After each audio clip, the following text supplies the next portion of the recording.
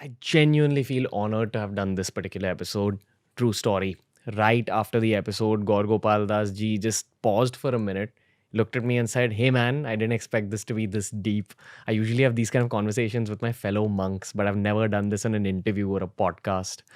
And that was actually a pretty big highlight for me for my whole career. Now, I've learned a lot from this man. I had some questions which I had decided before the interview, but when I sat with him, I asked him about his story, how he actually embraced monkhood in the first place, how his thought process was prior to monkhood, how his thought process is today, how he's built one of the biggest personal brands in the country today through pure hard work, pure spreading of positivity. You're going to enjoy this episode if you're someone who chases the status of being legendary in life, if you're someone who chases constant growth when it comes to your own mind and intellect. It is a very deep episode. It is a very long episode. Timestamps are given down below. The clips are going to be put up on the Clips channel very soon. So make sure you subscribe to the Clips channel. But until then, I'm going to leave you all with this beautiful episode of The Ranveer Show featuring Mr. Gaur Gopaldas. Enjoy yourselves.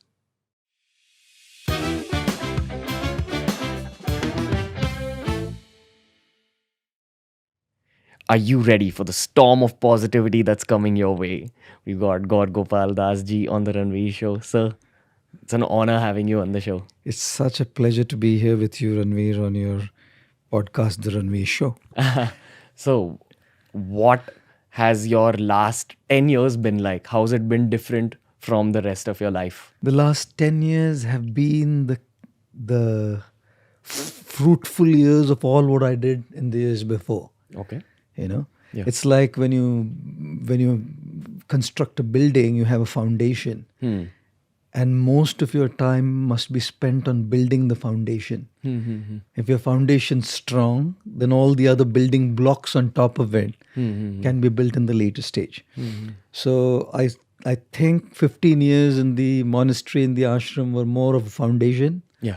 And the last 10 years been the building blocks Yeah. in terms of reaching out, creating content which can be shared with the world, what I learned, my experiences, Yeah. and trying to see how it can reach out there and help transform and touch a life. Got it. So it's been more of the building blocks part now. Beautiful. So, sir, in your childhood, did you ever imagine that you'll be doing what you're doing right now? Like, did you ever picture yourself like this?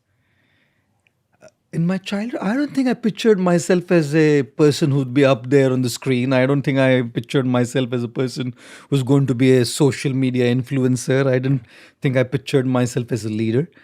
I did picture myself as somebody who would try to make some difference. Some impact, some difference, some impact somewhere. And I think it also came from being surrounded by people like those. Like I grew up in a middle class family in a small town near Pune. And I remember in our neighborhood, we had a gentleman who was a school teacher. And at least 4 days a week in the evenings, many students would come to his home for like classes, English grammar and spoken English. And these students were from vernacular backgrounds. And then later I found out that this gentleman doesn't charge. It was his purpose to make a difference to these kids by having them learn English. Then as I grew up, I had just around where I lived, was a group of youngsters, I would say like in the age group of about 18 to 24, 23, 24, about 50 to 60 of them. They told their moms that every single time their moms would cook rice, the moms would have to take a fistful of rice and put it in another pot, like a box. And once in a month, these 50 people would bring all the rice together, gather some money from their parents, make some khichdi or dal and rice or sambar and rice or some veg biryani, something, and go to the destitute, go to the homeless, go to the needy and the poor and share it, And then I saw my own dad at home. Like these guys were doing it like selflessly, just giving and just, they didn't have the money, but they were just collecting and doing something. My dad worked for this meteorological department of India. And I remember seeing my dad paid for the job, but really wanting to do it so well that he would stay extra hours at work. Sometimes he would go on weekly off days, to go and do his work well so that someone somewhere gets the benefit of it. So I think I was just fortunate and grateful to be surrounded by some good examples of people who either did it for free or were paid but did it so well that they all wanted to make a difference and an impact in their own. In fact, such was the experience of it. As I was studying engineering, I decided I have to try something like that. So I went around and found two 10th grade students who were really poor financially, but way too poor in mathematics. You know? So I asked them if I could coach them and teach them mathematics. And for one complete year, I taught them mathematics 2 hours a day, every single day, 365 days, and then charged them. And they did very well at maths. And just seeing that smile on their face and their parents and the gratitude of their parents, I think that was the first-hand experience of what it means to make a difference, what it means to make an impact. And like they say, the taste of the pudding is in eating it. You can talk about it, we could listen to sermons, we could read books, we could have so much around it. But unless you taste it firsthand, I think so. That's how my childhood was. A normal child in a middle-class family, but just fortunate and grateful to be surrounded by some good examples of people who are trying their best to, make that kind of an impact. To give back to To society. give back. To So, give so back. I understood perfectly your pudding tasting analogy. Yeah. But what pudding did you taste in the monastery or prior to the monastery? Like what made you think that okay, I wanna now put this world here and I wanna enter that world? Uh, I think the pudding I tasted before the monastery was a pudding of great achievements. Okay. I've been a university topper practically every semester. I've seen the best. I'm a vocalist, I'm a guitarist. So when you enter into an auditorium full of people, you start singing, start striking some chords on the guitar. Academically, you're doing well. Picked up by Hewlett Packard for a great job. So tasted the pudding of achievements. Tasted the pudding of control, Power. power. Tasted the pudding of people respecting and bending down. When you're up there, right? You're popular in that sense. And then I come to the monastery, and it's quite amazing. Yesterday I was doing another podcast, with someone, and this gentleman was telling me that his friend, a very close friend from Delhi, he's like a music prodigy. When he was about 10 years old, he had mastered 35 musical instruments. That's like a real prodigy. And he said, grew up and moved to Mumbai to get into the field of music. And he said, entering Mumbai was humbling for this gentleman because he thought he was someone. And then he entered into the city, which is filled with creative people who probably learned 80 instruments when they were 5. Yeah. And he said it was a very humbling experience. So I tasted the pudding of all of this. And I moved into the monastery with that baggage, with that ashram, that here I am a academic success, here I am a corporate success, here I am a ABC, XYZ. And I come into the monastery and you're surrounded by 30 other monks who are either the similar age as you or older to you. And each one of them from excellent academic institutions.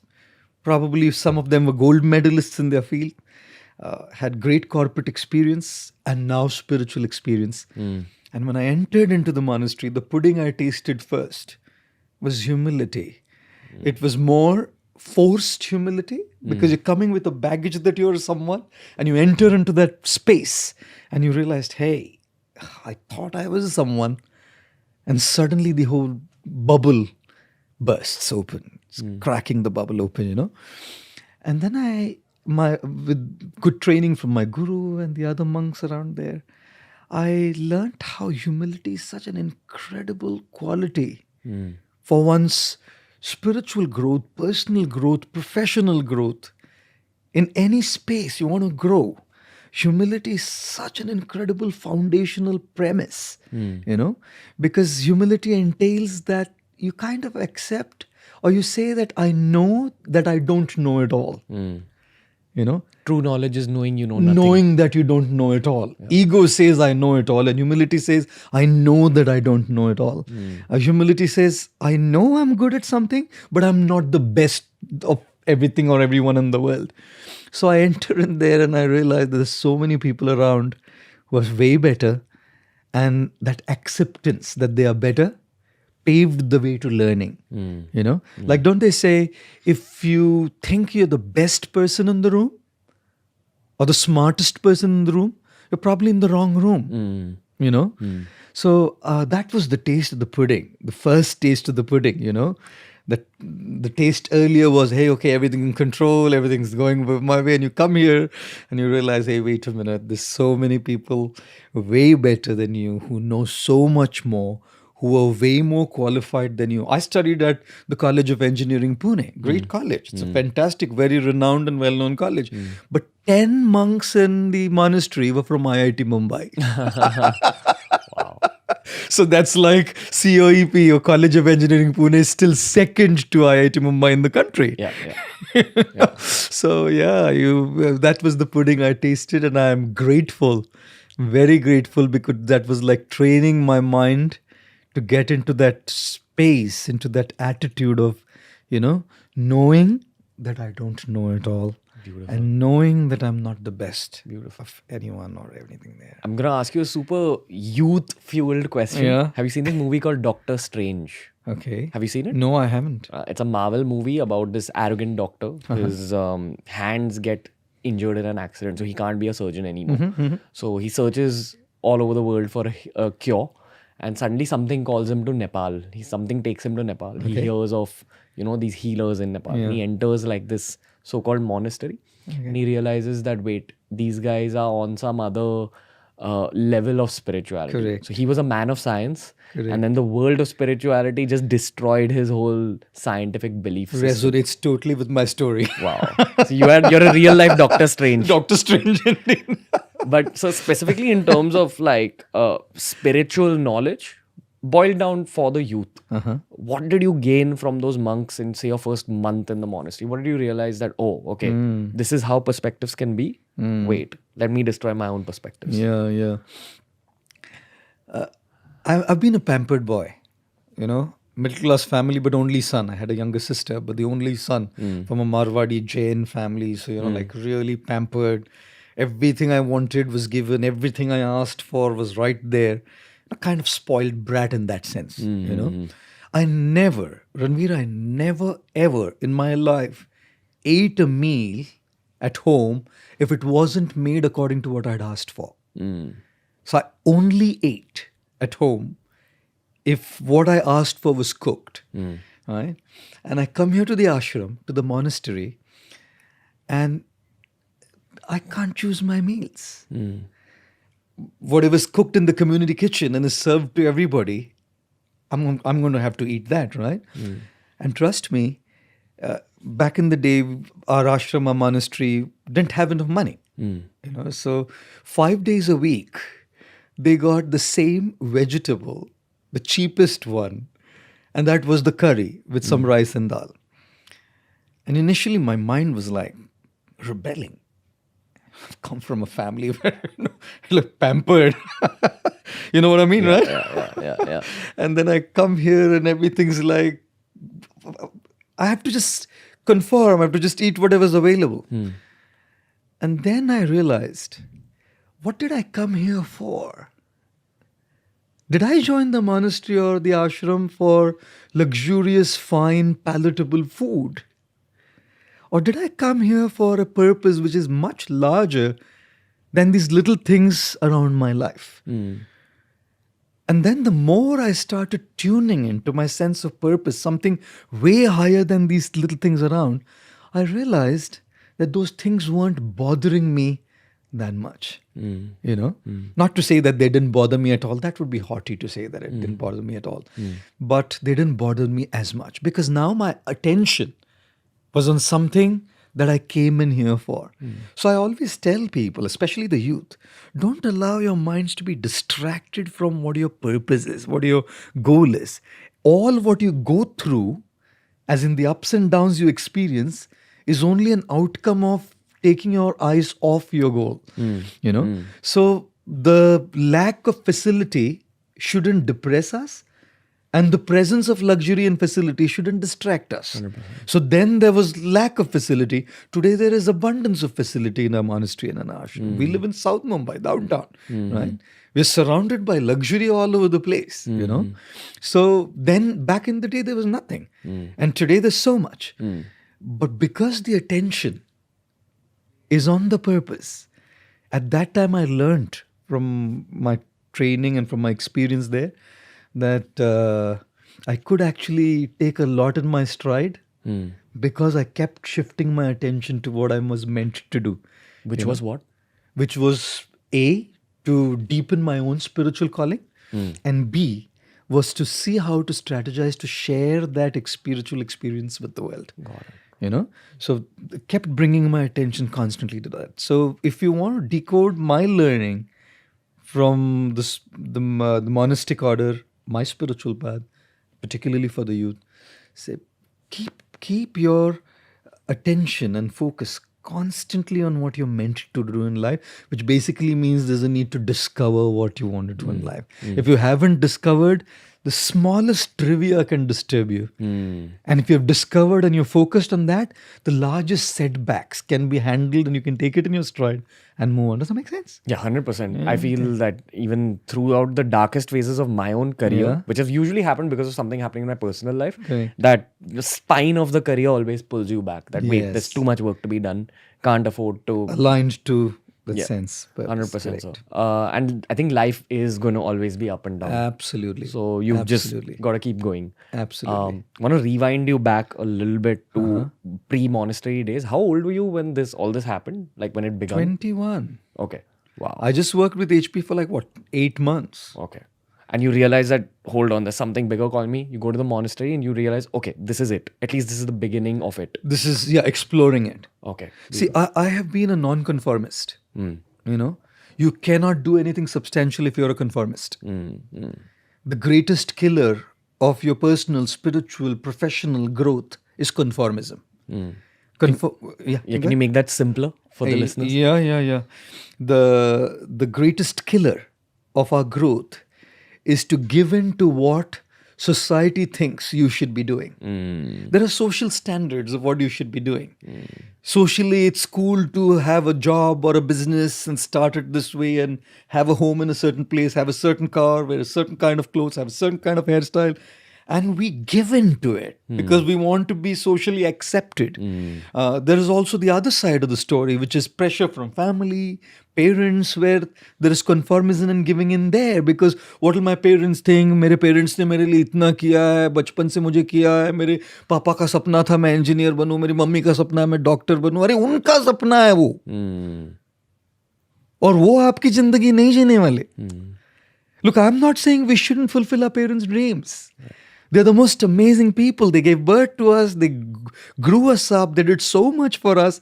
And we have that I hate to use the word duty, but I will still use it. Duty out of our genuine love and gratitude to serve them, and their emotional support, their love will always be there for us. But trust me, even if you assume that we have to spend about 8 hours at work daily, it's a very conservative number actually. To spend way more than that. But even if you have to spend 8 hours at work daily and you're working 5 days a week, that's 40 hours at work a week. And assuming you take 2 weeks of holiday every year, that's 50 weeks working, that makes 2,000 hours of yours at work. Assuming you work for about 45 years, that's 90,000 hours of your life at work. Now that's a daunting number, right? The average is about 10 years of your life. I'm really not sure if I just conform and give in to what's socially acceptable or what my family wants. 90,000 hours of dissatisfaction, 90,000 hours of cribbing and complaining that I hate it, I don't like it, this is not what I wanted to do, or what to do, this is what trends, this is what pays, this is what my parents wanted. Conformism. Conformism will take away two things from me. A, my satisfaction. 90,000 hours. Just because it's paying me more, should I be miserable for those 90,000 hours? रोता बैठू क्या मैं 90,000 घंटे? यार मैं मजा नहीं आ रहा है, इधर क्या करूँ यार, करना पड़ रहा है, ये पॉलिटिक्स चल रहा है, ये प्रेशर चल रहा है, अभी क्या करे, स्ट्रेस है, करना पड़ रहा है. 90,000 घंटे? And the second thing is you can never achieve excellence. Excellence only comes when you do something that truly resonates with your soul, you know. So for me, I said, no, man. HP, yes, I'm okay. I'm good at doing it. I was good, very decently good at my work, but it's not fulfilling me, you know. And I don't suggest people take a risk like me. Definitely don't. I usually tell people that you have a mainstream something through which you earn and then follow your passion side by side so that there's no risks involved, calculated risks. And then when this takes over and grows, then chuck this out and make this as your main thing. Well, my system didn't allow me to do that, take that calculated risk. I just took the plunge and jumped in and said, no, I'm not going to do this if it doesn't really kind of resonate with my soul. You know, so I've been a non-conformist. मैं समाज ऐसा बोलता है, and of course my family was a little hurt with it. Obviously they would, right? Yeah. But now that they see what it has come out to be, they're proud. I'm sure so. But again, and I think I'm sure you may have your journey like that as well. Something similar, right? Something similar. I think honestly, like right from the time engineering got done. So I'm from a family full of doctors, and even when I was 16, they told me that no, you better do medicine because it's 4 generations of doctors who are expecting the 5th one to become a doctor as well. And I said no, I don't like blood, so I want to be an engineer. So even that was a huge deal. And right after engineering college, when I tried doing YouTube, it was a massively difficult thing to explain to my parents that there is this thing called YouTube and you know you can make money off it eventually. So what I did for the first 2 years was that I lied to them. I told them I'm working on a startup. Technically it was a startup, so I wasn't lying. It was a white lie. And eventually their friends came and told them that, you know, I just saw your son on YouTube. So what's happening? And then my parents asked me and I was like, yeah, I'm running a startup. But I was training people back then. So I was making money. My team was expanding. It's like the Gully Boy story. Yeah, 100%. 100%. That's exactly kind of what happened. So I'm honestly glad I didn't conform. Yes. But so I'm more interested in your monastery as of now. What was a day like there? Like, what did you all do, like, from morning to night? Well, is it true, like, that monks get up at 3 a.m.? That's right. Okay. That's right. So my regular day starts at anywhere between 3:30 and 4, 4:15. Even today? Even today. Wow. Most days. But if I've had a late night, a flight that's landed late, would mean it goes at 1 or 2 hours later. But usually never after 6. You know, it's usually between 3:30 and 4 or so, 4 o'clock, 4:30ish. So that's when the day begins. And then we have our group meditation and prayer sessions in the ashram where we all come together, which goes all the way till 7:15. What? And then post that is breakfast. Then all of us come together for discussions. There's discussions on scripture, on spiritual principles. So that takes us all the way till 9, 9:15. Post that is time for yourself. Some people, since it's an organization, institution, different people do different things. Like what? Responsible. There's admin there.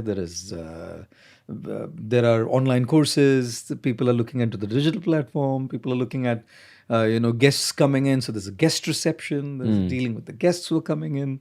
There's the deities and the murtis in the temple. There's a worship side to there.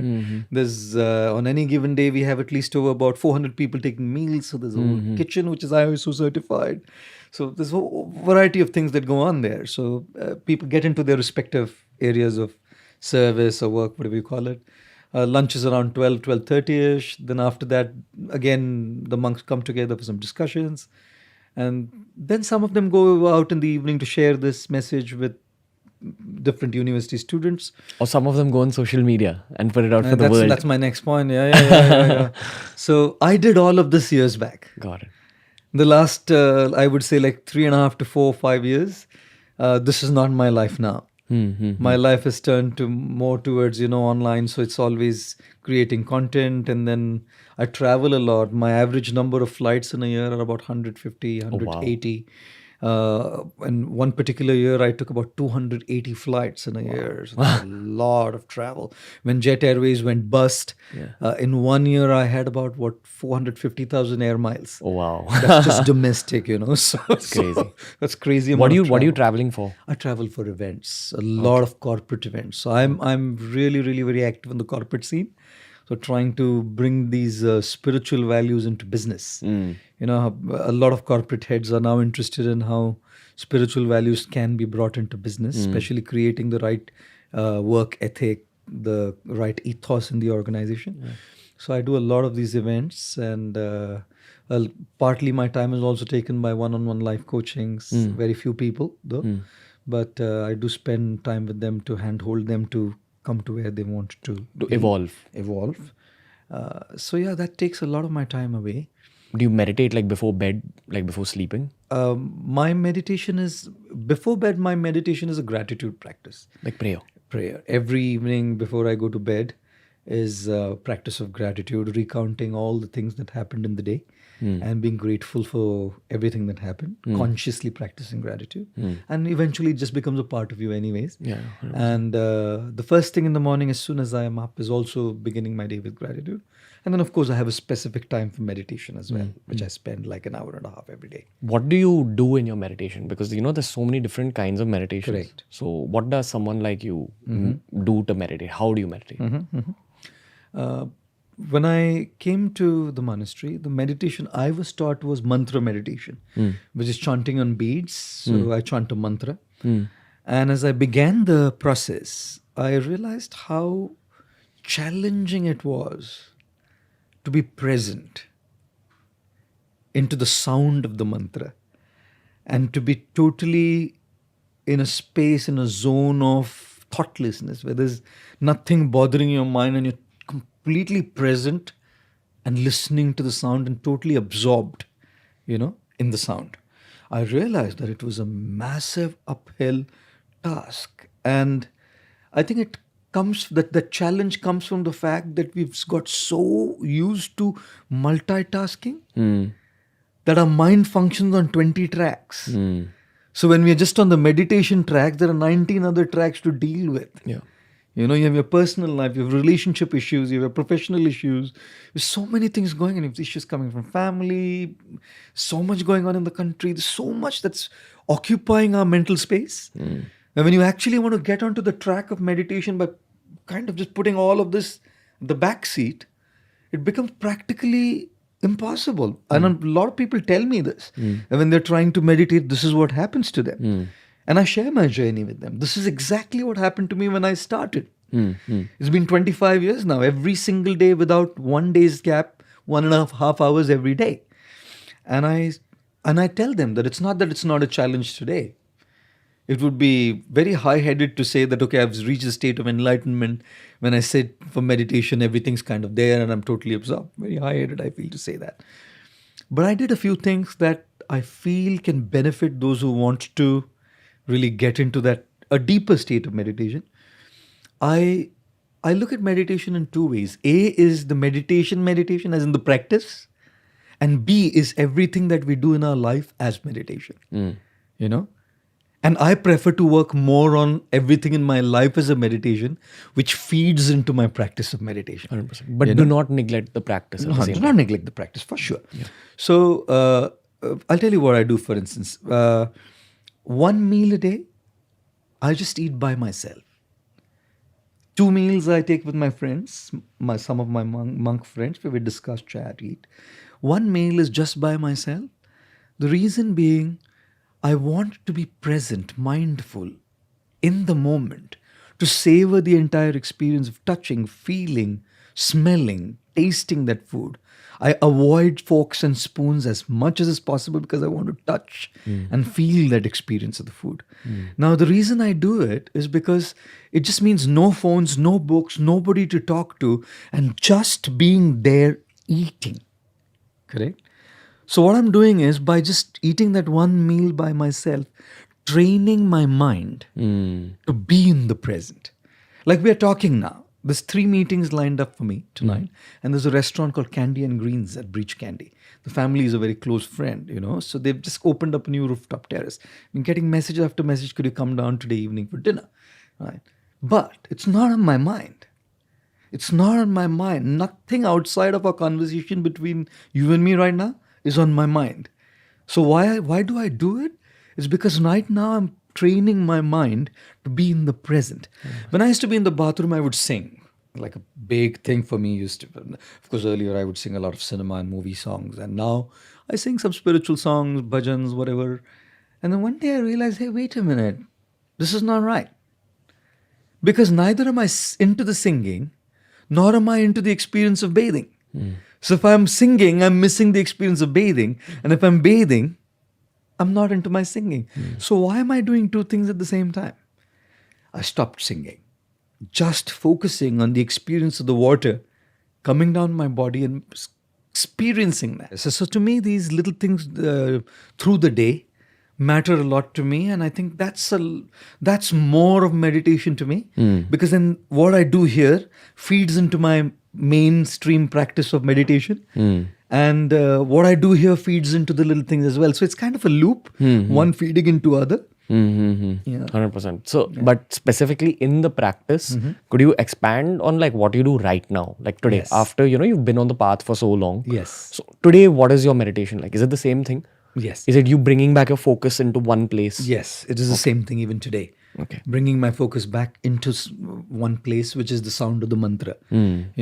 I think to me, it's not doing new things. It's doing the same things rightly. Yeah. That's what really brings results. Yeah.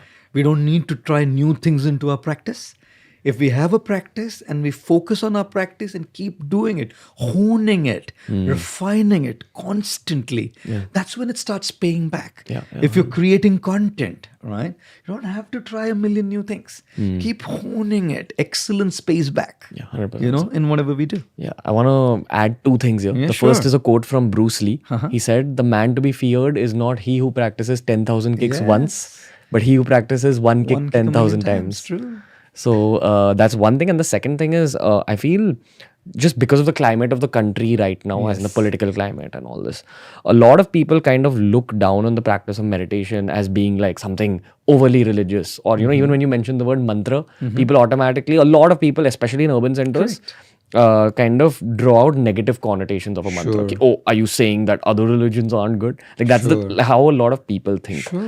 In saying that, remember that meditation uses a mantra, but you can also just simply focus on your breath. You can focus on a mantra from your own religion. Sure, of course. Like a chant from your own religion. That's what people fail to understand. Yes. And keeping that in mind, my next question to you, sir, is that do you face any kind of, I'm sorry for not finding a better word for this, but do you face any kind of disrespect or any kind of a backlash for the color you wear or for the tikka you're wearing? Do you face any kind of disrespect, when you enter, say, a corporate park and people reject you automatically? Yeah. So have you experienced this? I think earlier it was kind of like that. When I just started my journey of sharing it with the corporate world, there was a little bit of, not necessarily disrespect would be a strong word. I would say discomfort. I would probably call it discomfort, that what's this guy doing here, kind of a thing. And plus my attire is like a religious attire in one sense. I have a big thing on my forehead, my hair, everything's like quite religious. I think over a period of time, people have seen the content we've been sharing online, which has nothing to do with religion, which has nothing to do with any faith, which has nothing to do with anything of that sort at all. All our content is completely related to life And humans. And wisdom that can transform life. So which is precisely why our following online is a very secular following. Right? We have people from all faiths, all nationalities, all genders, all kind of sexualities, everybody following us, because nobody feels intimidated, nobody feels threatened. That, okay, is this guy kind of trying to impose a certain faith or religious belief on us. So what I'm trying to do is very faith and religion agnostic, actually. So which is precisely why people have kind of now seen us that this is not who he is. So now that discomfort is totally gone. Got it. So people don't feel that any longer. So, but what is the significance of the saffron and the tikka? Okay. Like, what is the significance of it? Okay, thank you for asking that one. What's the significant? I was in London once walking at Soho Street, Oxford Street near Soho Square, and one British gentleman, came up to me and said, "Is that your favorite color?" Because everything's orange. Yeah. I said, "I guess so." I didn't, of course, want to explain to him the deeper significance of what it meant. He didn't want to know. Yeah. He just wanted to know if it was my favorite color. I said, "Yeah, I guess so." I think orange represents flames of fire. On one hand, it represents flames of fire. And in the Hindu tradition, when somebody leaves this world, they're cremated. The body is kind of burnt, consumed by the flames of fire. So donning saffron on actually means that I am dead to my own personal interests. It's like these flames of fire have consumed my own selfish interests. And now on, my life is meant to be for the betterment and welfare of others. It's like you're killing your own ego. Killing your own ego, yes. Got it. And it's kind of now living for others. Got it. But that's what it's meant to be. Of course, it's a lifelong journey to live by it. But that's what it signifies. The other aspect of saffron also is like you have saffron as in kesar, the saffron strands. So you take saffron strands. If you've ever added saffron strand to a prep, you usually kind of first roast it a little bit on a pan to take the moisture off. And then you take a little bit of milk and crush it hard in that little tiny bowl of milk. And it starts leaving all the color and the fragrance and the flavor. And then you add it to whatever prep, you just add that saffron to it. So if you compare someone's life to saffron, the strands, then it also means to be a little bit crushed a little bit, roasted a little bit by life, to be able to add color, fragrance and flavor to the lives of others. So that's what it really means. Of course, a long way to go to be able to live like that. But that's what it signifies. Yeah. You're basically using your own experiences, sharing, Share. at the same time killing off the ego. Yes. Is that why monks also shave their head? Is that a part of... Yes, but monks, there's both sides. It's like in both sense, some people have long hair. Monks have long hair and long beards as well. And some monks shave off their heads as well. Buddhist monks will shave their heads off. The Krishna faith monks will shave their heads off. Yet you'll find Himalayan monks who have long hairs and long beards. I think either or, whichever way, it's a practice of detachment. Like if you're shaving it off means, okay, hair is an important part of the body and you groom your hair well, so it gives you a certain look. So, okay, I'm kind of rising above it. And if you see monks who have long hair and long beards, even that's a sense of detachment. And I don't care grooming them. So you don't find monks who are have long hair and they go to salons to kind of style their hair. So both kind of signify a sense of detachment from your personal life and your bodily kind of concept. Yeah. And may I ask you about the tikka as well? Like this particular tikka? Yeah. Yes. So since I follow the Krishna faith, so if you go to a church or a temple or a mosque or any of these places of worship, you will see, or even a government organization for that matter, you will see a flag or an emblem right at the top. Like if you go to the parliament, you'll see any government building has a flag on top. It kind of gives you a sense that this property belongs to the government of India. Or a temple, this property belongs to a temple or a mosque or a church or whatever, So this kind of a tikka or this kind of a mark put right on top kind of signifies that you're now living a life which is in adherence or affiliation to a certain faith. Got it. So this is now for the Krishna faith. Some people will put it like this, right? And in the Islamic faith, they'll have a cap or they will have a certain mark or a certain way of the beards or mustache. Christians will have they'll probably put a cross in their neck, certain kind of rituals. Yesterday, I was even talking about this to somebody and I was saying, some guy asked me, in London, what is the need for rituals in religion? Whichever faith. And I said to him, why are we even talking about rituals as a part of religion? Rituals are a part of life. Right? Like 2 weeks back was Valentine's Day. Guys went to girls, giving them rose flowers. Giving a rose to a girl is a ritual, but it conveys how you feel to that girl. Saying I love you, language is a ritual. But language is a ritual meant to help you communicate the feelings of your heart to the person whom you're communicating to. Giving a gift to someone is a ritual. Right? But that gift just tells that person that, okay, you mean a lot to me. Singing a birthday song or cutting a birthday cake is a ritual. But it just means telling the other person your birthday matters a lot to me. Man United and Chelsea are playing a game and Man United wins and the whole Wembley Stadium is rumbling, glory, glory, Man United. Everybody is singing. It's a ritual. But that song tells the Man United team how much their fans adore them. Correct? So I was telling this guy in London, I don't think it's about religion. Life is full of rituals. Now imagine a guy going to a girl, giving her a rose and saying, I love you, honey, and not meaning it at all. Correct? Now, if you see the first three letters of the word spirit, they are S-P-I. Correct? Now, you add the first three letters S-P-I to ritual, it becomes spiritual. Oh, wow. You know what I mean? Now, as soon as the first three letters, which means the spirit is gone, what you have is a mere ritual. So somebody coming and saying to a girl, I love you, without meaning it, is ritual. But if it's really meant from the deepest core of the heart, it's a spiritual experience. Yeah. You know what I mean? Yes, sir. So I think every faith, like every aspect of life, will have means to communicate how they feel to whether they call God, whether they call it universe, whether they call it energy, whether they call it power, or whether they call it nothing. You know what I mean? But there's a means to communicate your genuine feelings, and that's when then this different rituals kind of come into existence.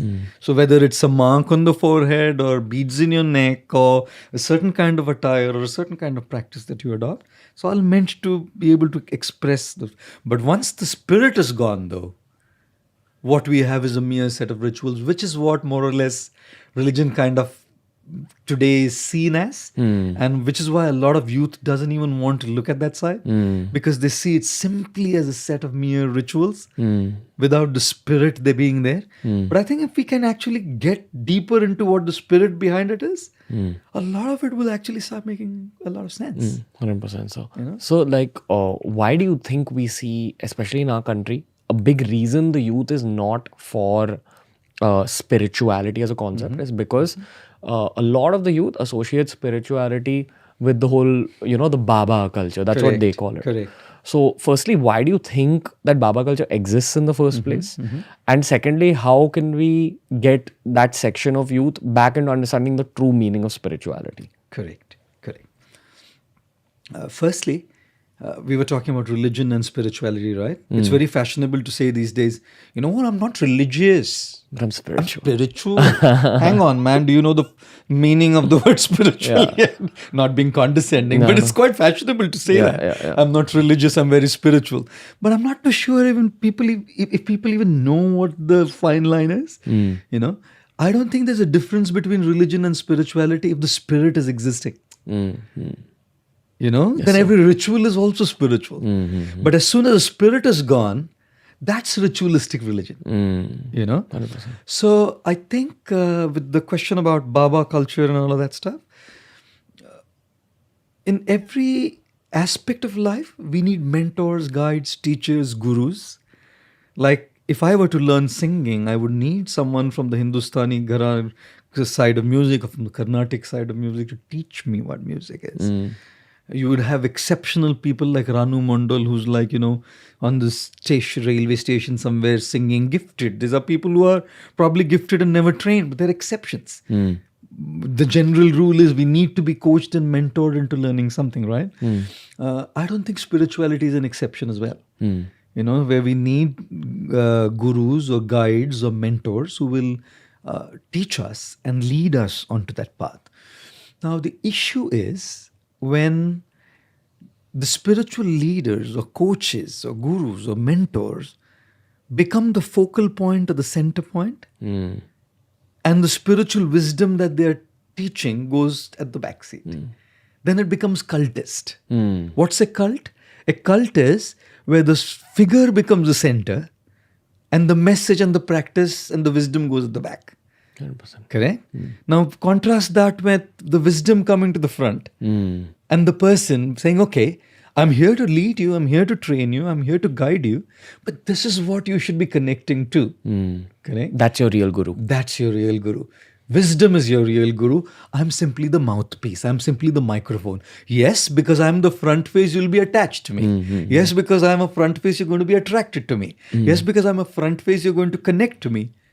But there's way beyond me, something way beyond me, wisdom, knowledge, spiritual forces, powers, and I simply represent them. 100%. As soon as you have teachers and gurus and guides who do that, I don't think the youngsters have a problem with that at all. 100%. They don't deny the fact that we need mentors. They're just frustrated and disgruntled with the fact that, like they say, power corrupts and absolute power corrupts absolutely. And trust me, the power that spiritual leaders can have, nobody in the world can have. And the simple reason being, they've renounced a lot. They had money, they had opportunities, they put it all to the side and took to a life like this. So you will have the biggest industrialists, the biggest in the cinema world, the biggest in the sports world, coming to the spiritual leaders and sitting at their feet and seeking guidance. When power, money, followers come to you, even if you started with a noble purpose, it's easy to kind of get carried away. 100%. So I feel like your second part of the question was, what do we do to, pull them back. I think we need spiritual leaders who are not attached to their face, who are not attached to their name, who are not attached to their institutions. We need spiritual leaders who are truly, truly wanting to bring wellness to the world. And people who kind of clearly profess and say that, look, it's not about me. It's about what I'm trying to teach. And even in what I'm trying to teach, it's up to you if you want to choose this path. There's no imposition. 100%. So I think if you have that kind of an aspect available, I do feel that the youngsters will kind of be back. So we need more of such spiritual leaders. 100%. So I want to add two things to what you said. Yeah. The first is that I genuinely believe that we are moving into an age like that where we are seeing more ethical spiritual leaders. And the second thing I want to add is a learning of mine since I left college. It's been 5 years since I left college. And the one big learning of my life has been that throughout your life, you're given a lot of tests. Correct. And these are usually ethical tests. That's right. Things that test your behavior, things that test what you'll do in a particular situation. Now, the thing is, if you choose to be on a spiritual path, the nature of what happens to life is that the frequency of those tests increases. You're given more and more tests and more difficult tests. Where, say, if you do become a spiritual leader per se, you are given that power. Sure. So then it's easier to get your way. It's easier to do the unethical thing because it's the more fun thing to do. Sure. Now, a lot of spiritual leaders, what I believe is that they initially start with the correct intent. They start with the intent of spreading wisdom. But as they themselves grow spiritually, life tests them. And maybe somewhere they fail the test and that's why you see downfalls. Or, if someone retains the power, it usually means that they've passed the test. Sure.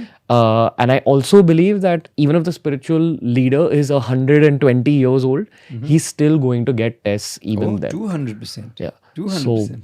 So, what do you have to say about that, sir? Yeah, I'm in total agreement of what you're saying. And I think there are 2-3 kinds of people who, spiritual leaders who some come on the path to use it. As in? They come to make this as a profession. Okay, got it. They're not spiritual leaders at all. They see that it works well. It's the easy way out. They don't want to do what's right. They want to do what's easy. How do you spot that? How do you say that? That's precisely why so many issues happening, right? That's the Baba culture that we're talking about. Correct? 100%. Then there are second kind of the second variety is those spiritual leaders who come on the path.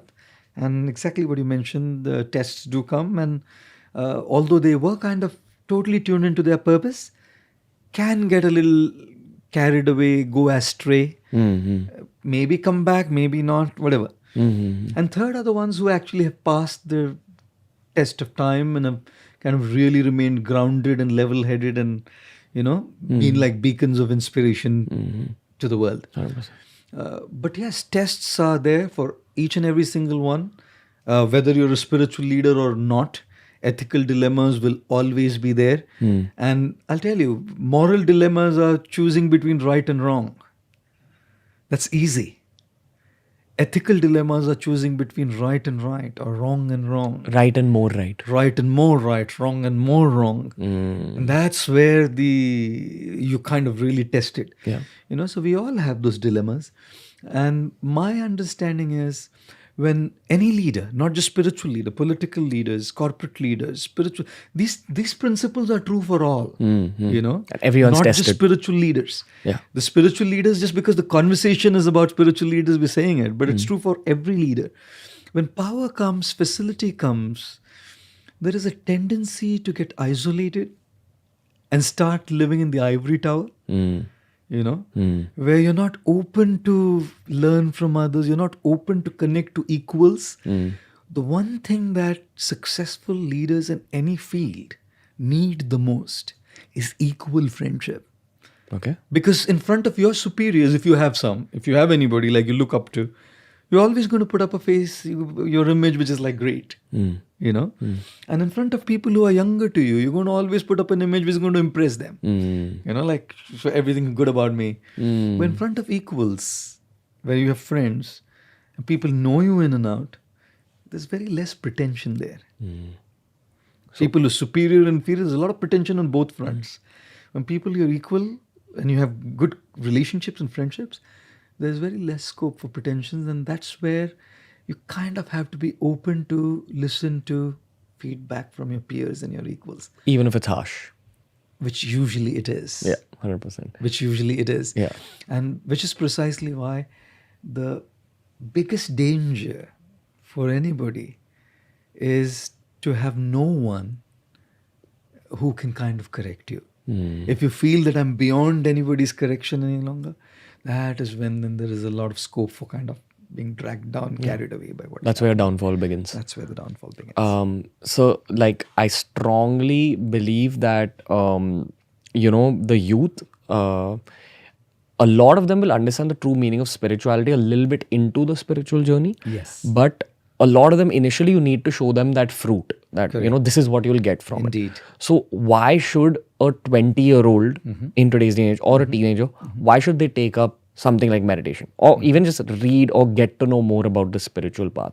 What's in it for them? Correct. So what have been your learnings? Like, what can it add to your material life, your professional life, your career, your relationships? Sure, What can spirituality add? Sure.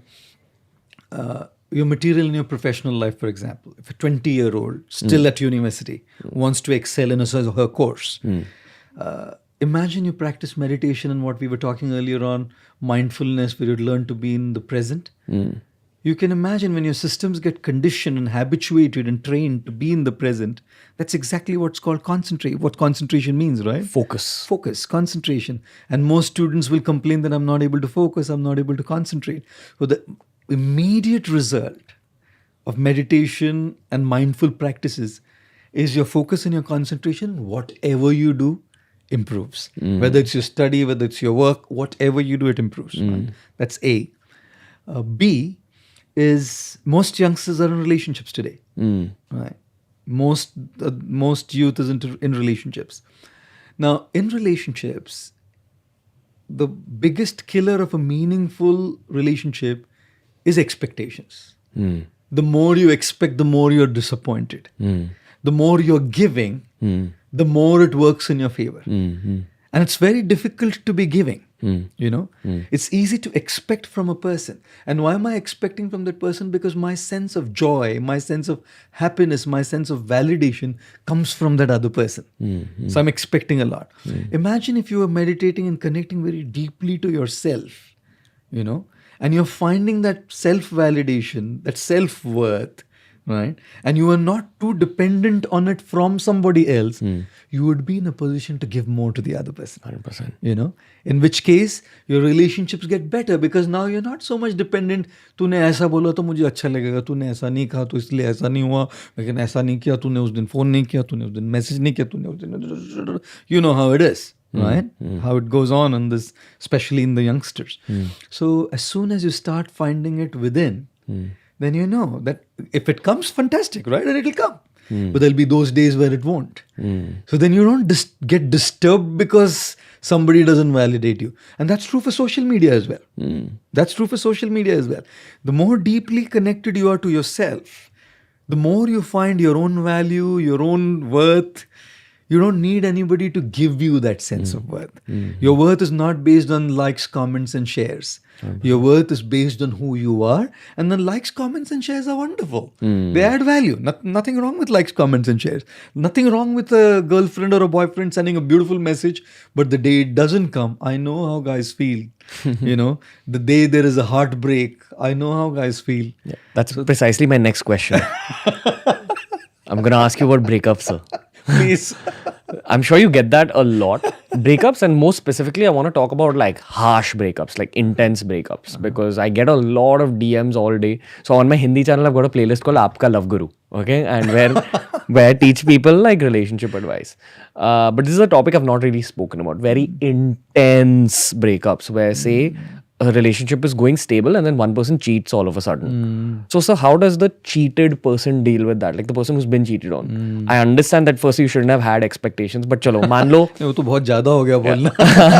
मान लो you've had expectations. Correct. You think you're going to marry the person and then they cheat on you. Correct. So what do you do in a situation like that when life beats you down that bad? I know. Oh man. I'll tell you what. As human beings, we are all going to be emotionally affected when things like that happen to us. So firstly, understand that it's okay to feel that. Sometimes we try to fight it out. I shouldn't feel like this. And in fighting that emotion out, that negative emotion out, we are actually losing so much energy in fighting the negative emotion out that we're not actually being able to fight the actual problem. Which is? Which is now dealing with what has happened to you. Now what's next? But no, I shouldn't feel like this. मुझे कुछ लेना देना नहीं है. You know that internal dialogue? So I think it's okay to go through that negative emotion. Firstly, it's all right. And you don't have to, especially, I want to say this especially to men. Just because you're a man doesn't mean you're not vulnerable to negative emotions. There's no need to put up a tough face and saying, I'm okay, I'll face it, I'm handling it, whereas internally you're a nervous wreck. Yeah. I think men put pressure on themselves to heal fast. Yeah. But I think you should give yourself some time. Give yourself the time and understand that it's a part of the journey. Imperfections are beautiful. We are imperfect. None of us are perfect human beings. And these kind of situations come to all of us in our own respective ways. In particular, right now we're talking about relationship between, young guys and girls.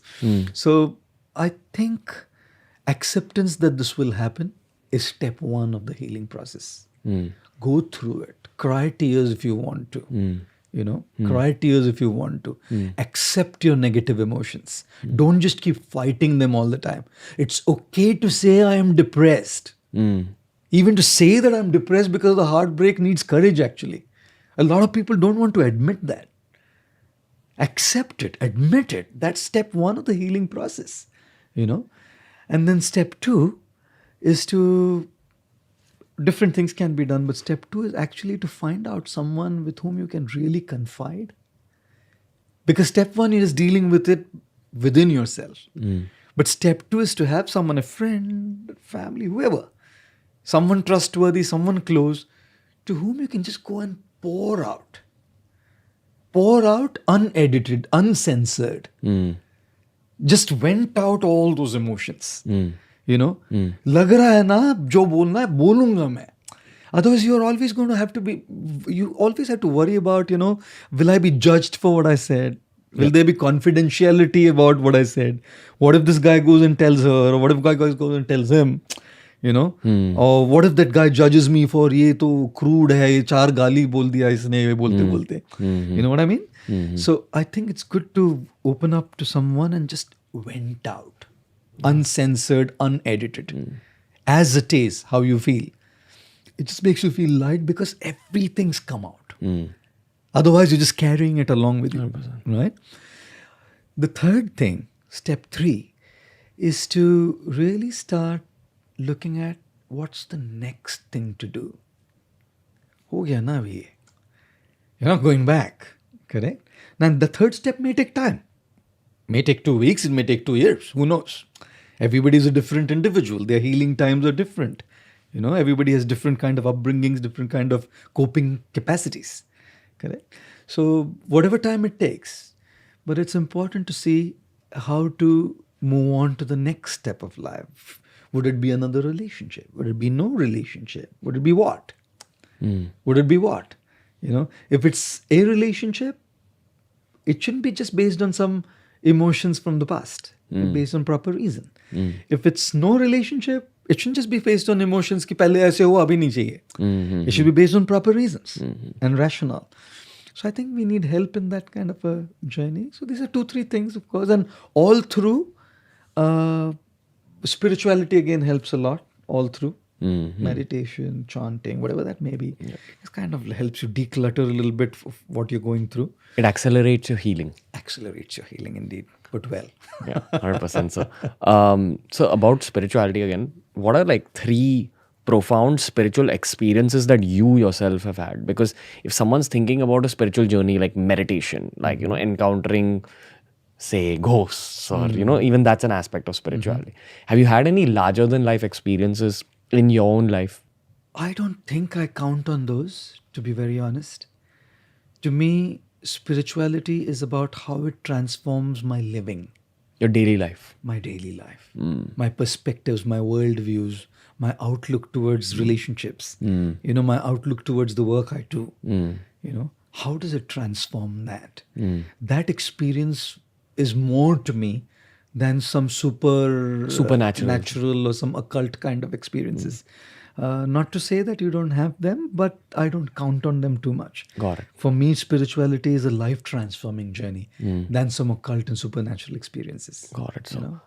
So like when someone's talking to you personally, and this is because I'm a podcaster, my job is to dive deep into people's minds. Sure. I just feel like you have too much perspective. And I am dead sure that that's a result of a lot of reading. I'm sure you've had spiritual learnings at the monastery. Sure. But I'm dead sure that a lot of those perspectives have come straight out of not just holy books, but all kinds of books. But in saying that, let's talk about holy books. Have you read the Bhagavad Gita? Yes. Okay. Of course. And so like, could you break down the Bhagavad Gita for the youth? Like, what's in that book? Why do people say that you open any page of it and you'll get your answer? Why do people say things like that? Sure. I think the first thing to know is let's remove the religion aspect from the Bhagavad Gita totally. Bhagavad Gita is not a religious book. It is a book which gives you the way to live, right? And the setting for the Bhagavad Gita is the battlefield of Kurukshetra, the Mahabharata, where Arjun's confused, right? And Krishna becomes his mentor and gives him guidance in a way that he can now start doing what he's meant to do right. So every young man or lady is going to have confusions. Every young person is going to have those dilemmas, right? To do or not to do, to be or not to be. That's exactly how the Gita begins. It begins with confusion. It begins with dilemmas. It begins with a lack of meaning, right? And then Krishna kind of guides Arjun through and empowers Arjun to make his own choices. Krishna only acts as a facilitator, right? And empowers Arjuna to understand that he is way too more powerful than the people he's going to face in the battle. It's something like the Lion King, right? In the Lion King, you have Simba. But Simba in company with Timon and who's the other fellow? Timon and Pumbaa. Pumbaa and Timon, kind of starts identifying himself to be like one of them. And then you have this Rafiki, that's right, Rafiki, coming to remind him and calls for his father, and his father comes and tells him that you are way more powerful than Scar. Correct? So we need, every young man and lady needs to understand that they are way more powerful than what they are going through at the moment. Their confusions are smaller than them. Their challenges are smaller than them. Their problems are smaller than them. Their heartbreaks, as painful as they are, but are still smaller than them and they have the capacity to overcome those pains that they're going through.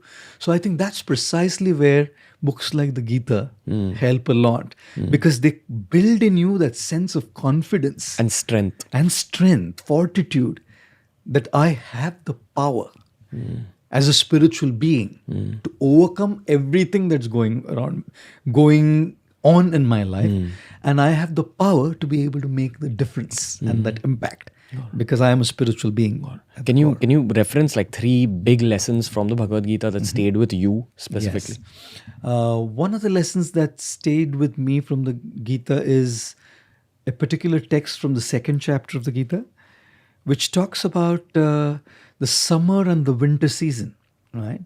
And this particular text says that the summer and the winter season keeps coming and going every year. Seasons change. And just because the seasons change, we never stop performing our duties. All right? Let's say, for example, it's Chicago and the temperatures are minus 27 degrees Celsius. People don't stop their work still. Let's say it's Delhi, it's 43 degrees Celsius. People are still on and going on with their regular life with a few adjustments here and there, obviously. So, this text of the Gita, chapter 2, tells us that we have to learn to tolerate the ups and downs and not be distracted from what our main purpose is. So, that's something that stayed with me a lot. Tolerate what you're going through. And tolerance means, like when we talk about tolerating failures and pains, we can understand. But we also have to learn to tolerate our success and the good times, because both distract us. You know, usually we only look at the negatives as distractions, but even the positives distract us from what we are meant to be doing. 100%. That's something that really kind of stayed with me.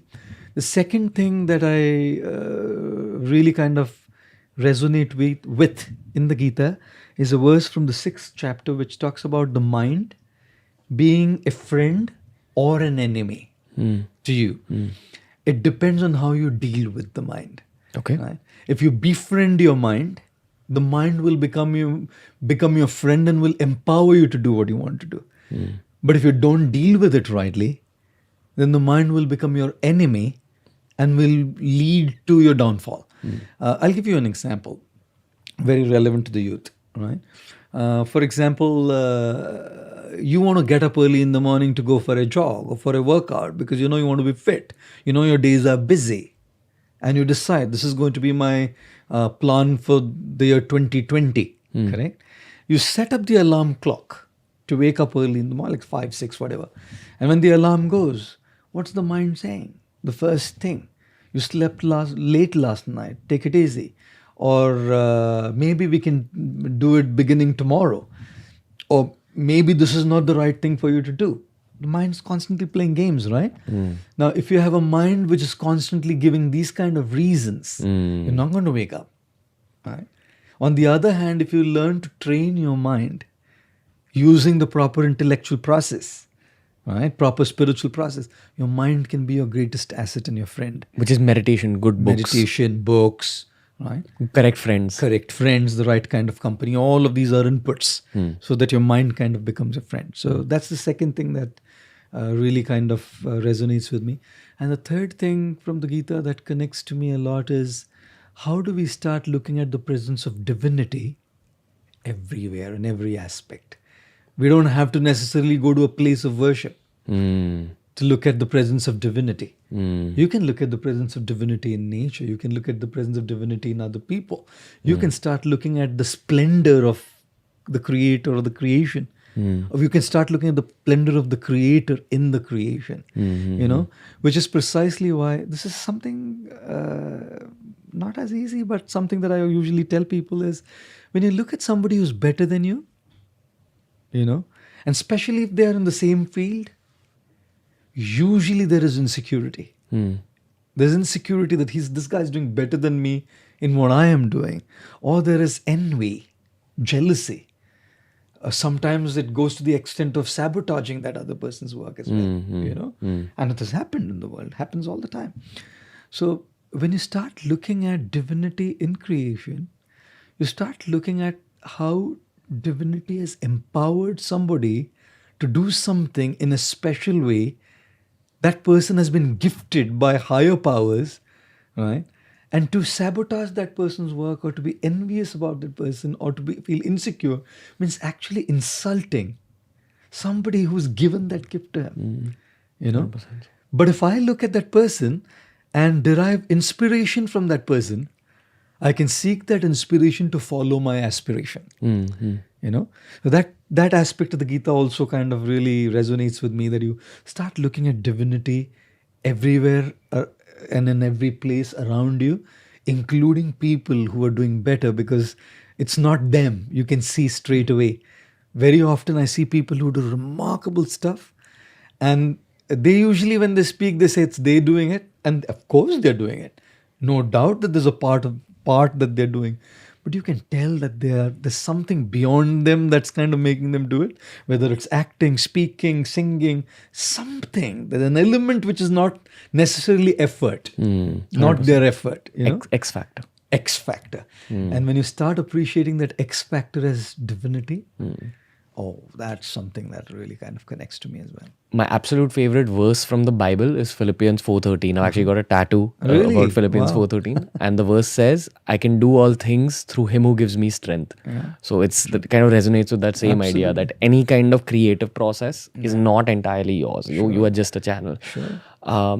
So the second thing I want to ask you is now I'm getting coached through this session. That this podcast, every podcast is a coaching session for me, but this one especially. It's mutual, isn't it? Thank you. I mean, like, I don't know if I should say thank you because it's actually the divinity talking through me. No. But so when I know you coach a lot of top business leaders, a lot of top corporate leaders, when someone's reached that top and they become alphas of their field and when they become kings of their field, what kind of coaching do they need? Because they've done something right to get there. So other than that whole thing about success getting to the head and staying humble, Correct. what else do you coach them with? Yeah, I think what happens is once you reach there, you realize that now you're simply there in the number game. As in? Now you're in the first 10. Correct? Now the question is, if you're one, how to maintain that one? If you're not one, how to be the one? Right? If you're in the first 10, you want to be the first. If you are the first, you want to maintain the first. That's how it is. So most people realize that that's not what it is all about. The more you go up there, you realize that there should be something much larger in my life than this. So loads of people who have reached heights of success are looking for meaning and purpose. And ability to create impact? Yes, of course. That's their purpose, right? Ability to create an impact through what they're doing, whether it's through coaching people, whether it's through opening nonprofits, whether it's whatever aspect, but to really kind of go out there and make a difference. So I do see that that strong kind of a desperation in people who have reached there, that we really want meaning now to our lives. And then that's where they kind of look at coaching. And then I also think they have a personal life, relationships, personal life. I must tell you something, that when you're really wanting to be up there, often it comes at a massive cost. Your own personal life, your relationships, so much has to be put into the background to be able to really get up there, which is not what I really recommend. But people do that. And then there's a lot of backlash that comes from there, a lot of unhealed areas of their lives, personal and relationships, which is where then they need a lot of work. So, yeah. So, but what in them is making them strive that hard for that number one? Yeah, I think it's kind of intoxicating, Ranveer. Nasha. नशा है जी, numbers एक नशा है. Social media पे numbers क्या है? एक नशा है बस. वो जो इतने वीडियोस देख रहे हैं, कितने वीडियो व्यूज में से कितनों ने पूरा देखा है? यूट्यूब पे कोई वीडियो देख रहा है, उसमें अगर 15 मिलियन व्यूज है, उसमें कितनों ने एक्चुअली पूरा वीडियो देखा है? और उसमें से कितनों ने उस वीडियो का कुछ कंटेंट लेके कुछ जिंदगी में किया है? You know what I mean? Yes, sir. So numbers is intoxicating, whether it's social media, whether it's money, whatever, followers, number of followers, even physically, number of followers, like leaders having huge following and people there. it's very intoxicating. So once you चढ़ जाती है ना, उतरती नहीं है आसानी से. You drink alcohol, it comes down in a couple of hours, but the intoxication of numbers and this kind of achievements, it's very hard to kind of come down from it. So and it's not that people don't know. A part of them is telling them this is not the right way to live, but it's just so easy to just bask into that space, of I'm the king, I'm number one, But then when I see some of these super successful giants in their private space, very genuine people, extremely genuine people. Some of them are not necessarily intoxicated. Some are not. And those who are not intoxicated in their private space, they're just the most amazing human beings. But out there, now they're in the game. It's kind of keeping the game going. What about their partners, their wives, their spouses? Like, what kind of role do they play? Yeah. I think when you have a spouse who's like really grounded and, great support for someone who's up there like that, that's the greatest asset for people like that. Greatest asset. So that's when you don't necessarily like life coaching kind of a thing. Because if someone who's been there with you through that journey, and has kind of kept you grounded and level-headed and kind of Anchored your life. Anchored your life and given you that space to open up, confide, be yourself. I'll tell you what, the higher up you go, usually, I'm not saying it's all the time, but usually you just have to put up a face most times.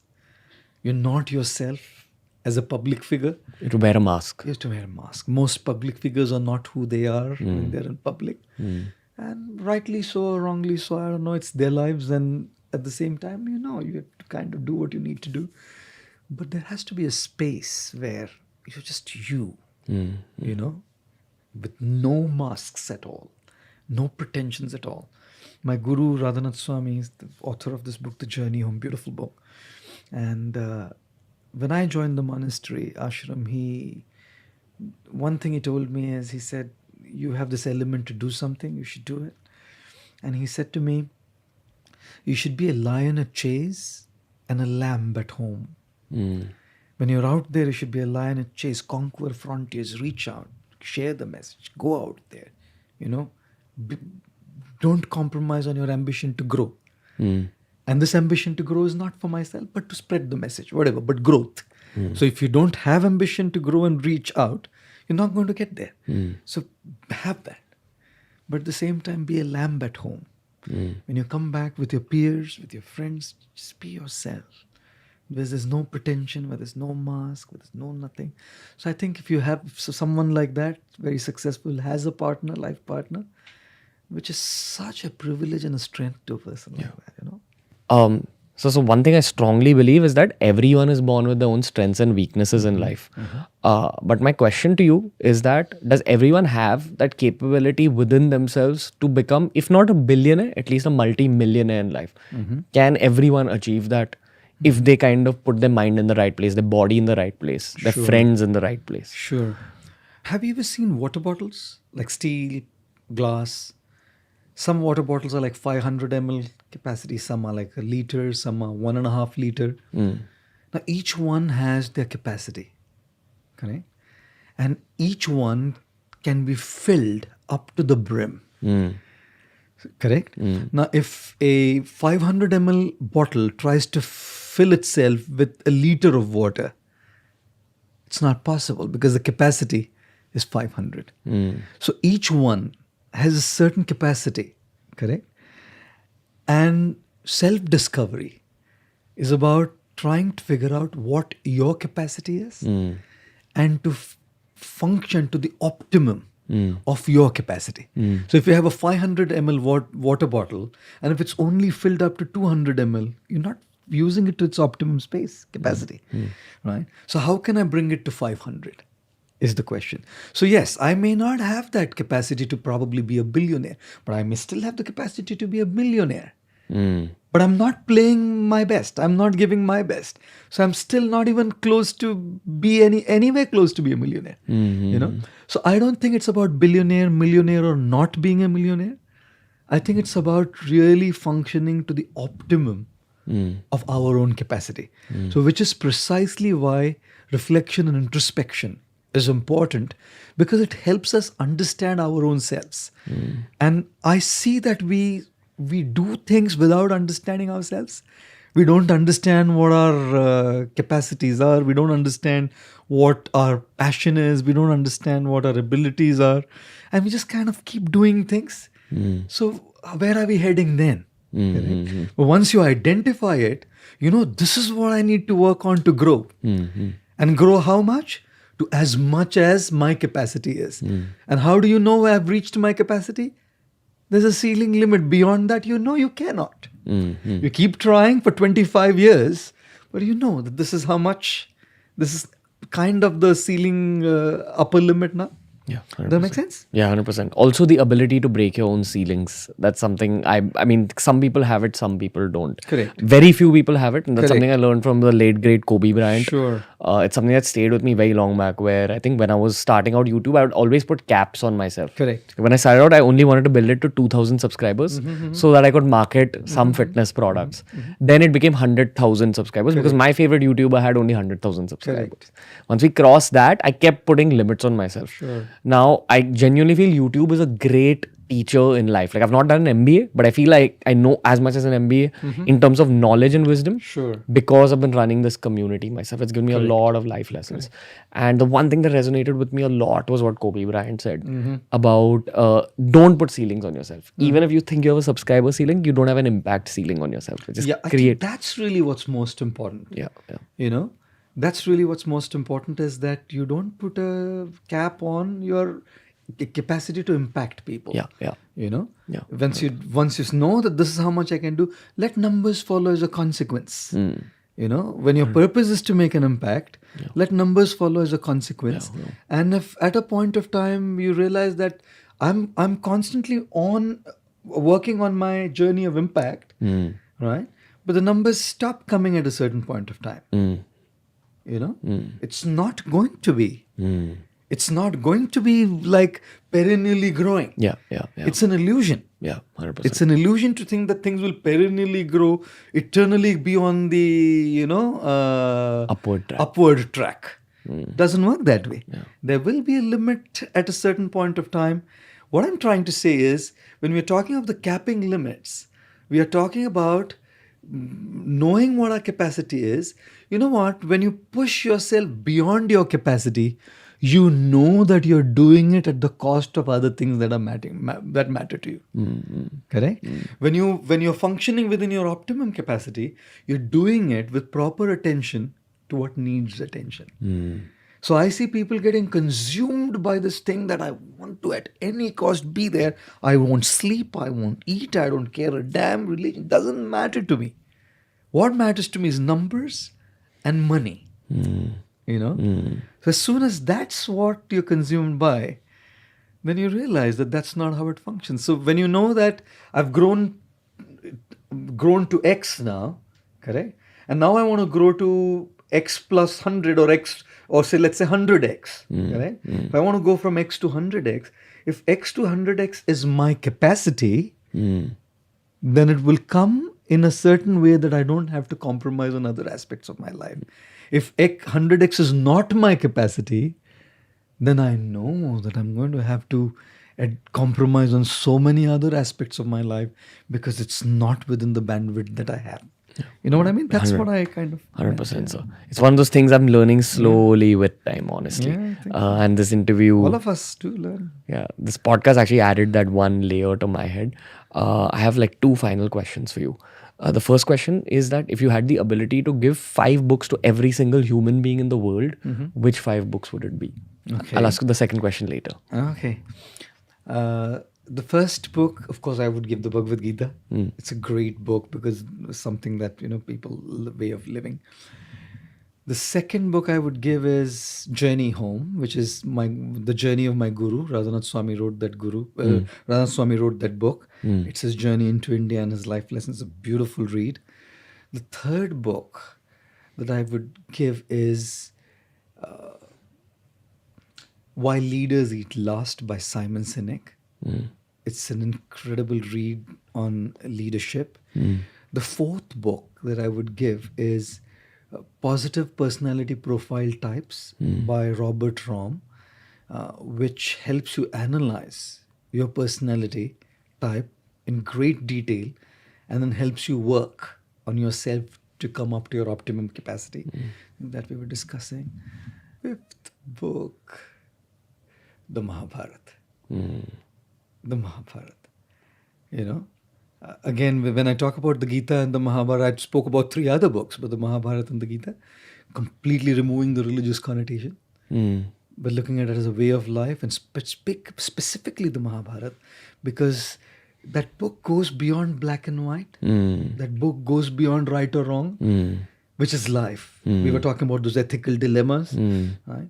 So it's so close to real life. When you read that book, it's not like there's an answer straight away given to you, but it's like you can start to connect to your own journey and slowly figure those answers out. So yeah, probably this would be the 5 names. Yes. 100%. So, and my last question to you in this entire podcast is, you have an idea of what we do in this space. Sure. And I think you got to know me a little bit through Yes, this. indeed. What would you like to tell me that you'd like, if we never meet again in our lives, what is the one wisdom I can take from you?